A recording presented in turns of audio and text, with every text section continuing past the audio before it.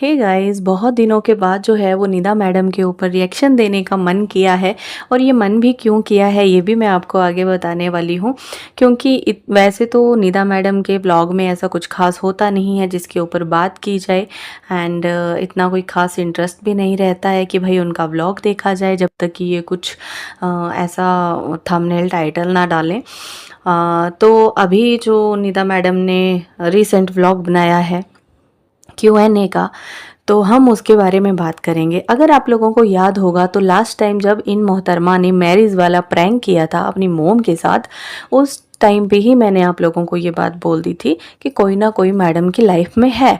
क्योंकि जो photo madam ने डाली थी, वो फ़ोटो में जो इंसान था वो कोई ना कोई तो था ना। क्योंकि जब प्रैंक किया गया तब तो वो बंदा नहीं दिखाया गया, वो तो कोई और ही लड़के थे, लेकिन जिसके साथ फ़ोटो ली गई है वो कोई और था। और फाइनली अभी ये बात भी सच हो गई है, क्योंकि पिदा मैडम कह रही हैं कि भाई हाँ कोई है, बट हाँ डेट तो नहीं कर रही हूँ लेकिन कोई है। ठीक है। और मतलब इनडायरेक्ट तरीके से ये बोला जा रहा है कि कोई नहीं भी है और कोई है भी, यानी कि पब्लिक को पूरा क्लियर भी नहीं करना है और कोई है भी लाइफ में। तो इनकी बातों से यही लग रहा है कि इनकी लाइफ में कोई ना कोई आ चुका है। एंड जिस तरीके से ही बोल रही हैं, मैडम को अभी तक प्यार का मतलब ही नहीं पता था। ये इतने साल की हो गई और इनको अभी तक प्यार का मतलब नहीं पता था, क्योंकि इनको समझ नहीं थी ना, बहुत छोटी बच्ची थी शायद। एंड अब इनको समझ आ गई है कि प्यार का मतलब क्या होता है, किस तरीके से प्यार पहचाना जाता है।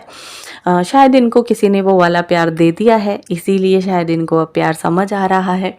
इसके साथ ही दीदी ये भी कहती हैं कि मेरे आसपास के लोग, तनवीर भाई, आब्रेश एंड पता नहीं किस किस का नाम लिया भाई, वो मतलब फोकस वालों का नाम लिया।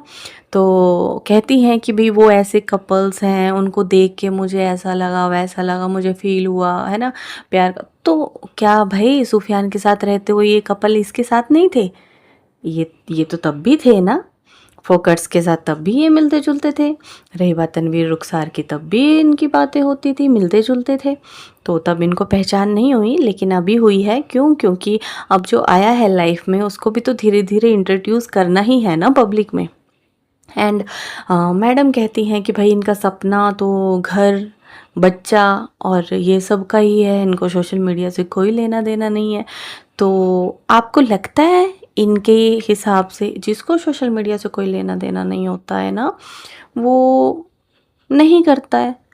क्यों? क्योंकि तुमने तो कहा था तुम्हारे तो माँ बाप ही इतने सक्षम हैं कि भाई तुम्हें वो पाल सकते हैं, है ना, तुम्हारा हर खर्च उठा सकते हैं। तुम कोर्ट में भी वही लिखवा के आई थी कि तुम्हारे पापा ही तुम्हारा खर्च उठाते हैं एंड जोहान का।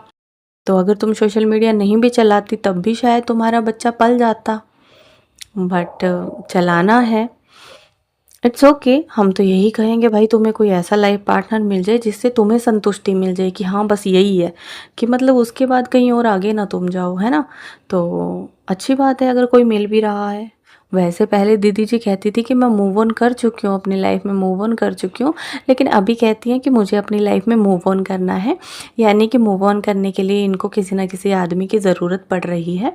एंड रही बात, पहले ये डर गई थी शादी के नाम से, जब शादी बोलते थे कि हाँ शादी, दूसरी शादी का नाम लेते थे तो ये डर जाती थी।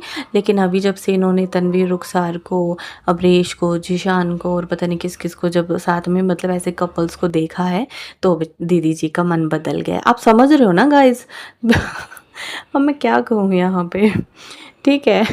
तो बस इतना ही है, ज़्यादा कुछ नहीं है। मुझे छोटा सा ही रिएक्शन देना था। आप बखूबी समझ रहे हो कि मैं सरकाइज़म वे में क्या कहना चाहती हूँ।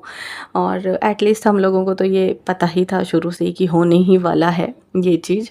और ठीक है, बंदी की एज भी कम है, करना भी चाहिए, ऐसा नहीं है कि नहीं करना चाहिए, है ना। तो कर लेना चाहिए।